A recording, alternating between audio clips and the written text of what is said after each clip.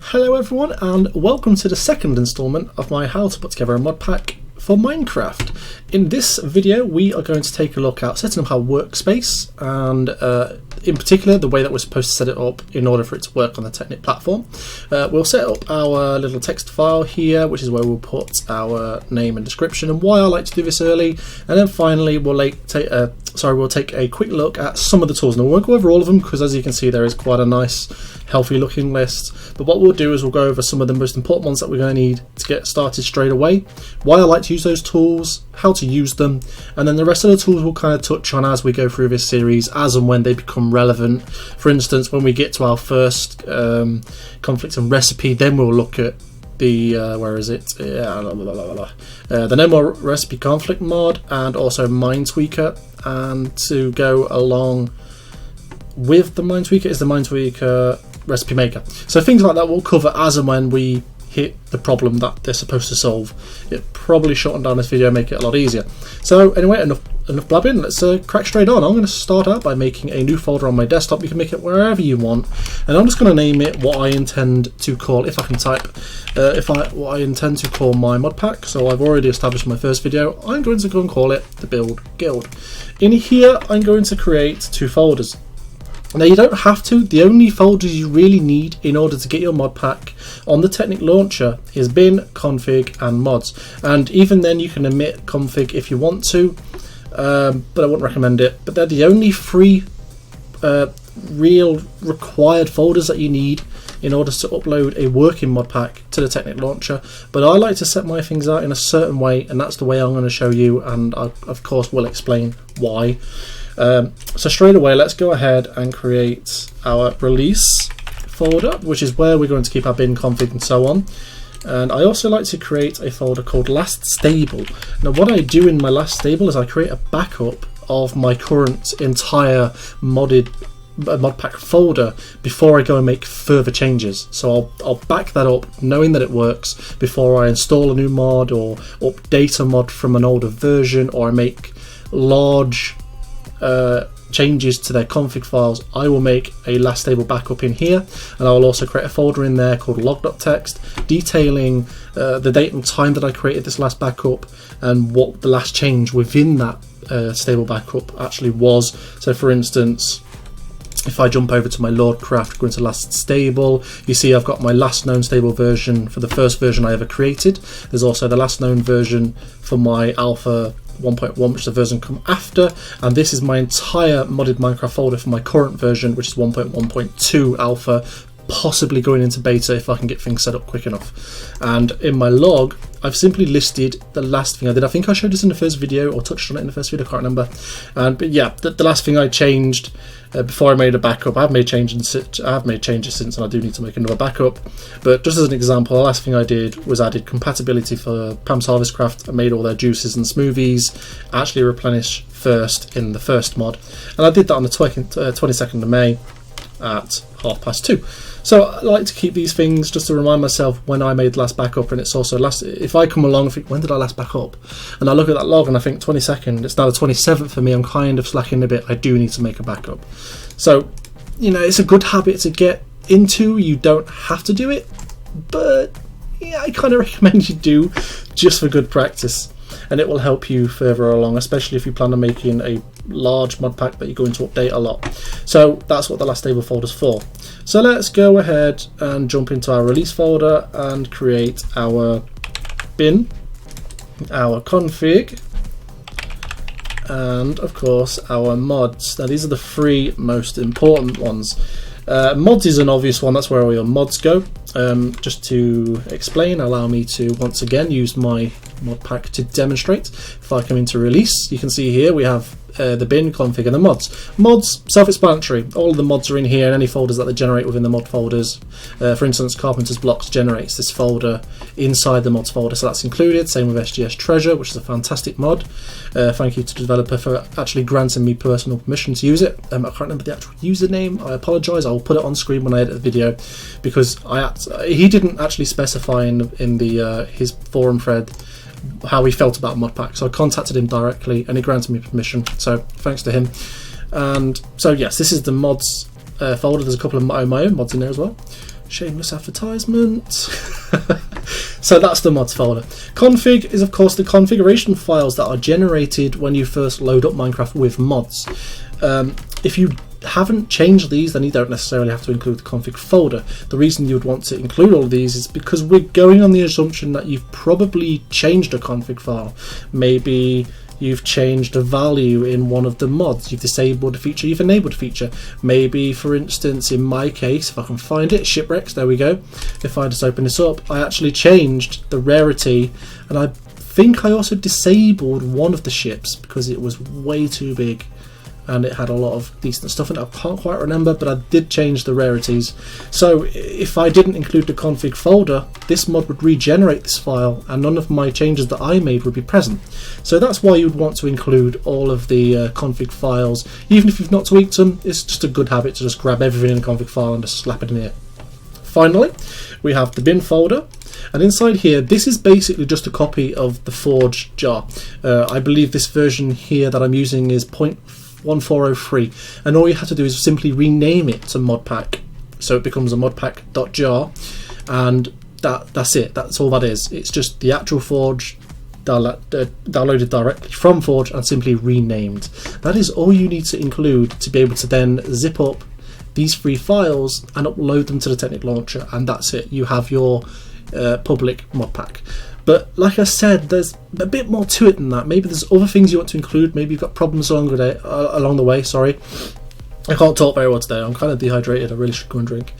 And yeah, we may have problems along the way. Maybe if you've put together a small pack, that's all you need. In which case, you know, good luck with your mod pack, and I hope you get all the likes and successes that you're hoping for. Otherwise, carry on with the series and we'll look at some of the other problems. You can see straight away I've got more folders. And as well as a file. I have more folders because these are folders generated by mods that I also wanted to include. The resources is actually the little Lord I really can't talk. I really am dehydrated. I really should drink. So I apologise for all my stuttering. This is the Lordcraft logo that I'm using with the custom main menu mod, so that my little Lordcraft Your Tale logo appears on the main menu screen rather than Minecraft. That's another mod that I've actually listed in the tools that we will go over, because of course if you're making a mod pack you may wish to have your own custom mod pack logo. You may also wish to add your own custom text to the main menu saying whatever your mod pack name is, version 1 point whatever, just so people know. You know, it's a nice extra to have with your mod pack. So that's why I've included that folder. The scripts is where, when I showed you in the first video, I changed the recipes for Tinker's Constructs and the rock grinder. They're generated straight out onto the scripts folder, so I need to include that. Then of course there's the first mod which generates these folders, and like I said, just showed you in my last stable release, I added all of this compatibility for the Harvestcraft smoothies and drinks items to give first back, so I'd want to of course include that as well. So there will be more folders depending on the mods that you install that you may also wish to include. I've also included the not enough keys, which doesn't take effect by default, which is a shame. So there are a few more changes I need to make sure that the key bindings that I've included are taking place, but at the very least you can go into the controls and import this at the very least if you want to use the same control setups that I use. And again, not enough keys is another mod that I have listed in the tools that we will go over. So that is your workspace. You will also want to include, as you can see I've included here, I include as I've already mentioned before, the name. You don't have to do it in this fancy ASCII text, but I will put, I'm not an ASCII artist, I used a website that generated this. I will put a link in the description just in case you want to fancy it up like this as well. I kind of like it that way, it looks good, that's just me, it's personal preference. I've listed what I aim to do with this mod pack, what I want it to be about, some of the mods that I'm aiming to base this around. I'm going to base this around Ancient Warfare 2 and Minecraft Comes Alive, because they allow you to hire villagers that do work for you, and that's kind of the whole point of being a lord. And then I've got all these mods that kind of complement the magic, fantasy and medieval aspects. For instance, I want Tinker's Constructs in there because it allows me to forge weapons using an actual forge and melting down metal. I've got things like Formcraft because it adds a magical aspect. Same with Witchery and Britannia. I've also got other decorative mods like Yegamal Chatel, which adds a bunch of medieval furniture items like piles of gold and banners and flags, and these are all things that complement my idea. And this is why I like to write down the description before I do anything else. It gives me a clear idea of what I want to do with this mod pack, the mods that I've chosen to sort of base it off that'll help me with that goal, and then I'm going to concentrate on making sure that every other mod that I install complements that in some way. So I'm not now going to go and put applied energistics in here, because that is just, it's out of the era. It doesn't make sense. This is medieval. Why am I storing all of my items in a digital hard drive on an electronic system? It doesn't make sense. So have your focus, know what you want to achieve with your pack, and then choose mods that complement that.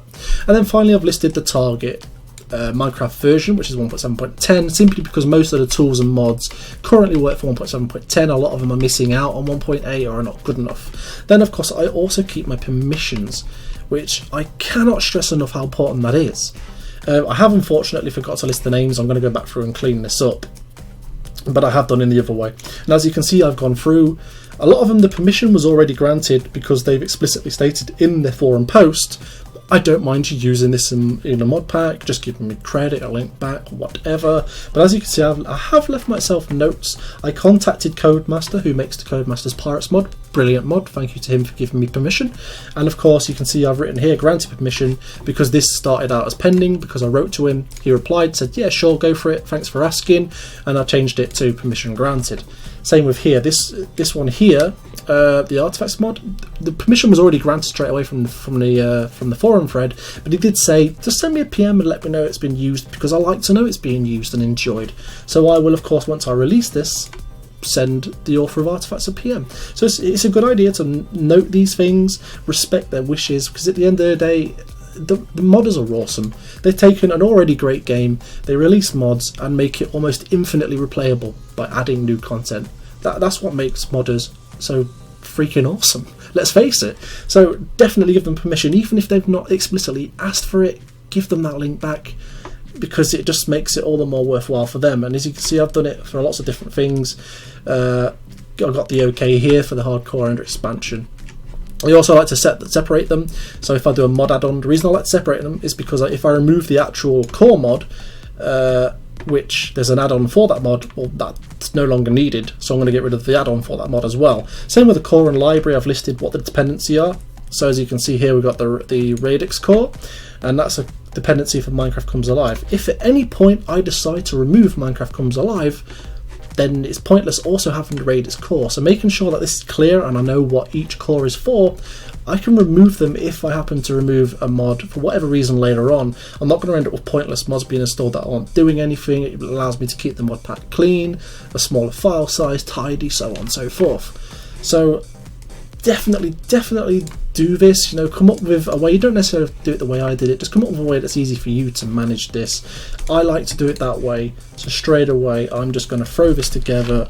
I'm going to call it the Build Guild as always, because that's what I decided to go with. I really can't type today. And of course I have already sorted out my basic description and text. I will rewrite it later on into something more fancy if I get around to actually releasing, but for now I have the start of my folder. Okay, so we've got our workspace, and we've got a general idea. If you haven't done this already, feel free to pause and come back. Come up with a name, come up with an idea, come up with a mod that you want to focus around, and then go from there. What we will do next is take a look at our first couple of tools. The first one is the most obvious one. It's been staring at you in the face the entire time. That is of course Notepad++, which is what you're looking at right now, right here. I like it because it allows me to syntax highlight into many different languages. We've got PHP in here, which I know. I've got PHP down here though. I prefer to use the IDE. We can set up this workspace here. You can see I've got this old project. I've got all this set out ready for this series. It allows you to do a number of things. It's just a useful editor to have. I really like it. If you want to use it, go ahead, but just use your favourite text editor. It doesn't really matter, it's not a problem. I just wanted to include it here just so you knew what you were looking at on screen if you were unfamiliar. Next up, we're going to move on to Multi-MC, which is probably the most important tool here. It is this thing down here on my tool, whatever you want to call it. And this allows it allows us to run multiple instances of Minecraft. That means that we can run several instances of Minecraft 1.8, but each one could have a different set of mods. You can also set it so that it pulls in your Feed the Beast packs as well from the Feed the Beast folder. I will quickly go over the settings so that you can do that. If you go straight onto MultiMC, you can see here, track FTB instances, click that and it'll pull in all your Feed the Beast instances if you want to launch everything from this one panel. The one thing I will say is if you go down to Java, here you can set custom allocations for memory and permgen, and that will take effect. This memory count will take effect on every mod pack that you create beyond that point. So I highly recommend you set these up. Go for between 2 and 4. It gives you enough room. Obviously, if you've got less RAM, don't go overboard. Setting too high a RAM does not increase your performance because it stresses your computer more. Just be reasonable with it. But just be aware that this is an option and it can be set. So other than that, that's pretty much all you need to know about the settings. So what we're going to do, go into the description, download this. It comes, I believe it can be used on all 3 platforms, Linux, Windows and Mac, I believe. I could be wrong about looking, I hope I'm not. And we will go ahead and just click up here and add a new instance. And this will give us this little window here where we can name our instance. So of course mine's going to be the Build Guild because that's what I'm going for. I want it to be in my modded group. These are all custom names, by the way. The only one that's there to begin with, I believe, is vanilla. So feel free to add a group. All you've got to do is just type in here what you want the group to be called and it'll create that group. I of course want to go in the modded group here. And then of course you get to select your version. Well, I've already established that I want to be using the version 1.7.10 and it's going to be a normal release. So I'm going to go and select that and I'm going to click OK, and there it is. That's my brand new instance. You can right click it and you get some extra settings and notes and stuff. So I'm going to quickly change the icon. It's the Build Guild, so I guess wooden planks is kind of appropriate. I can change it to a much nicer custom one later on. So there we go. Let me just minimize these, and that is the Build Guild. Now if I just click on here and open up the instance folder, you'll notice that there's actually nothing in here yet. That's because we've not run it. So let's just go ahead and quickly run it once. I'm hoping it doesn't cut out my recording because it might jump into full screen mode. Oh no, it didn't. That's good. Excellent. Let me go ahead and just sort the music volume out before that blasts, and there we go.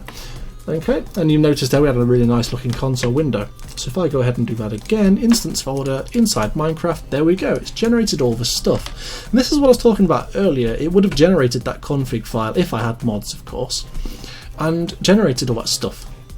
I will quickly just say, just before I move on, my last stable, when I set, oops, am I in the wrong place? Oh, I opened up the wrong pack like an idiot. My last stable, the Minecraft folder, is this Minecraft folder. So if we take a quick look, I know it's not going to be exactly the same because I've got many mods in, it's the same thing. If I come down here, you've got the options.txt, you've got the same one here, you've got the icon. So that's the same folder that I'm backing up. I'm just grabbing the entire Minecraft folder and backing it up into my last stable, just so you know what I'm backing up. So yeah, just to remind you, what we're doing is right clicking on that mod, you go to the instance folder, and then it's Minecraft, and that is what I'm backing up as my last stable. Feel free to do the same thing. You can do it now if you want to, just in case you end up making a mistake. It's not a problem. And we've now run that, so we've generated the folders, which is great.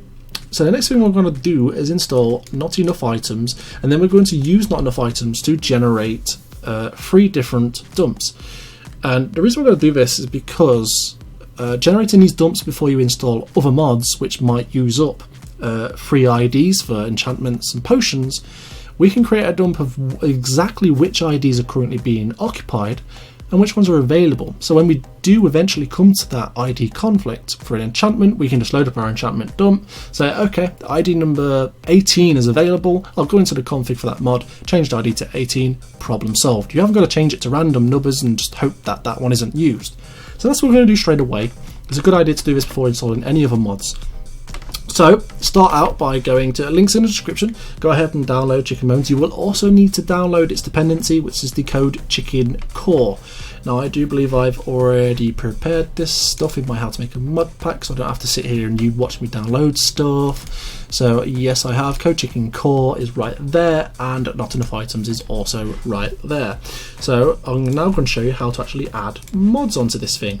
It's incredibly easy.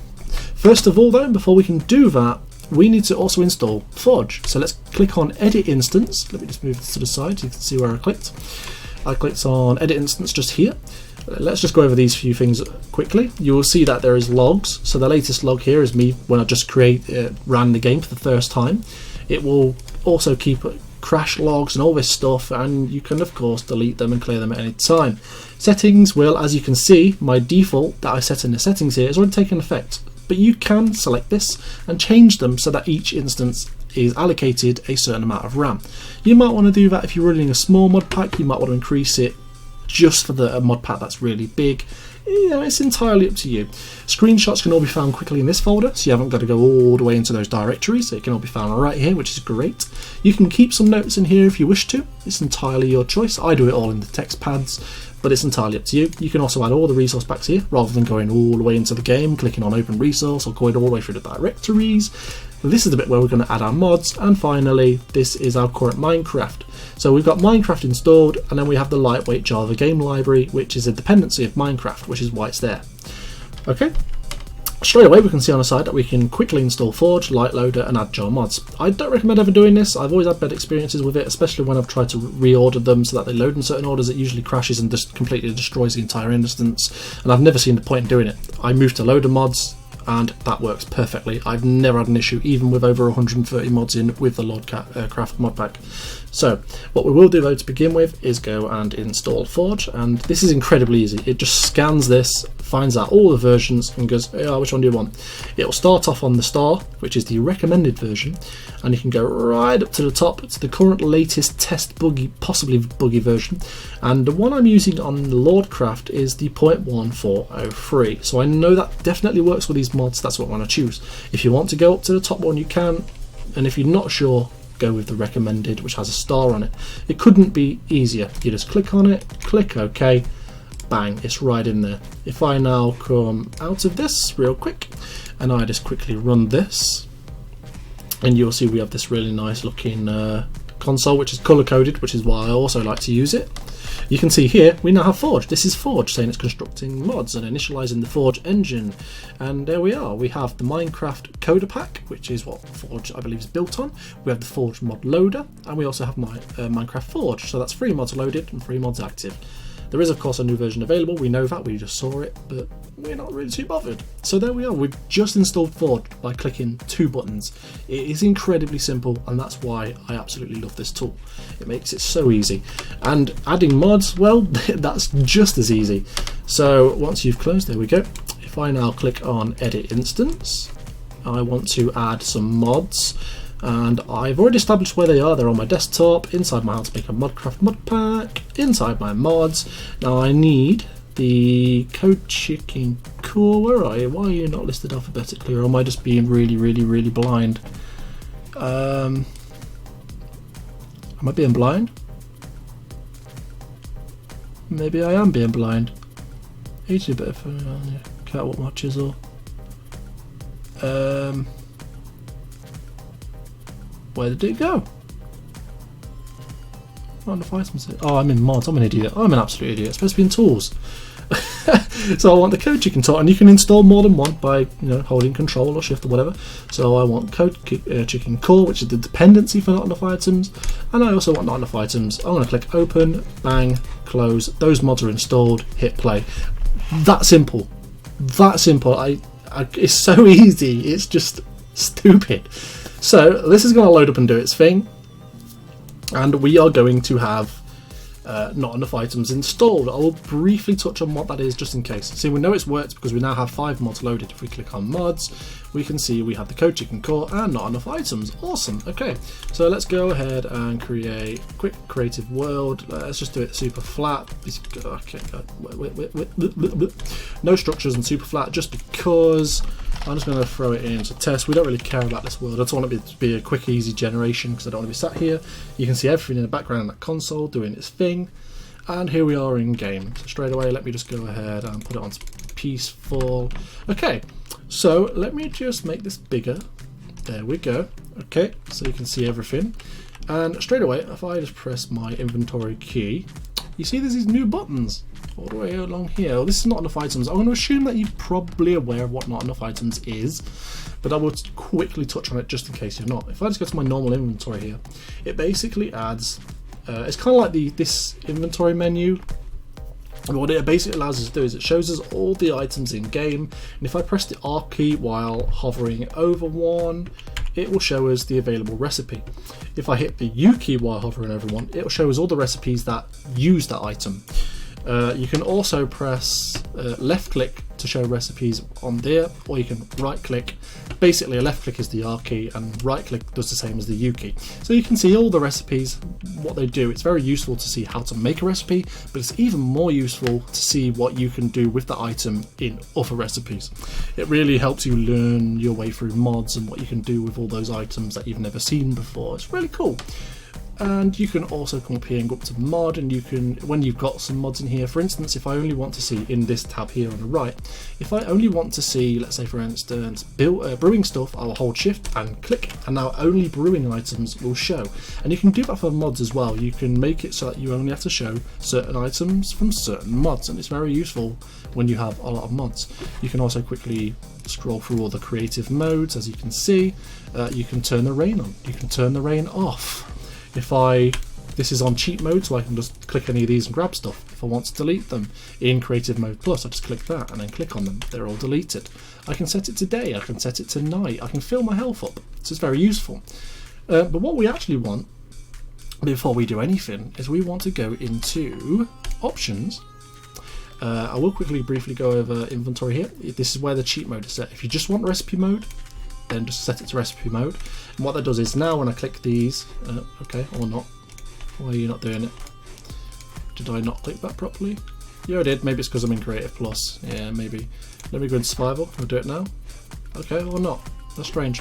Not sure why it's doing that, but usually it shouldn't be doing that. It might just be because I'm in a creative world or something. I don't really know. But basically what it'll do is if you're in recipe mode, when you click on it, it will show you the recipe instead. And I know it does actually work. I'm not sure why it's being different this time. Anyway, that's not what we're here for. So we want to be coming into options down here, come down to tools, data dumps, and then what we want is potions, enchantments, and biomes. We want the full list. If you leave it to used, it will only show you the IDs that are currently occupied. If you leave it to free, then it will only show you the IDs that are currently available, which might seem useful, but I prefer to go for all. So I'm just going to set them to all. I'm going to click dump, dump, and dump, and as you can see in the background there, they've all been output and dumped. So I'm going to save and quit the game, and this will close on its own once it's shut down. I'm going to go shortcut here, go to the instance folder. It goes into Minecraft, dumps, and there we go. We have these three. So I'm going to straight away open up the enchantment one. You don't have to do this. I just want to explain what these are.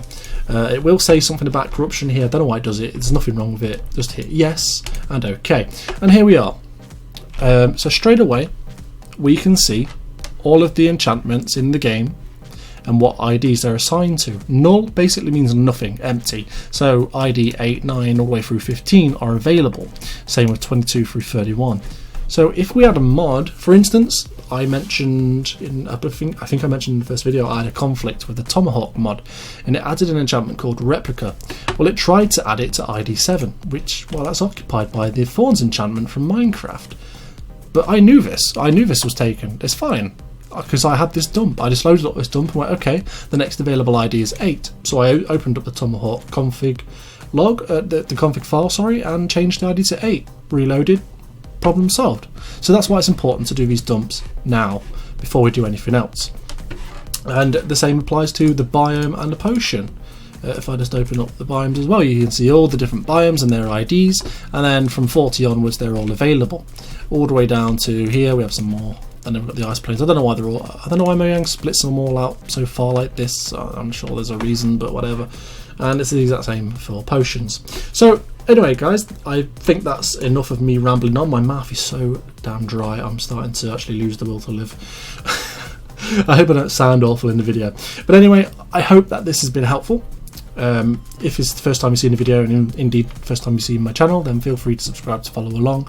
We'll go over more of these tools in depth. We'll add more mods, and we'll actually physically hands-on deal with some of the problems that can arise. I will deliberately come up with scenarios where I deliberately create some of the problems. What I'll probably do, because I'm probably not going to get any enchantment ID conflicts making a build mod.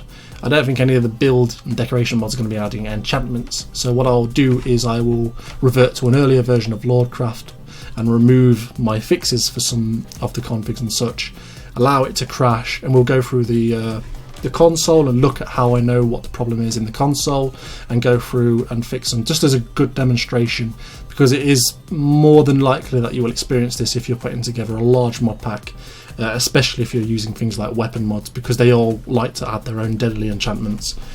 So I found anyway. So I'm oh god, my mouth's so dry. Yeah, that's enough for this episode, I think. Thank you for joining me. I hope you've enjoyed it, found it useful. If you did, please give the video a like, because it just lets me know people are enjoying this and I'm not wasting my time. And enjoy the rest of your evening, and I shall see you in the third instalment. Take care.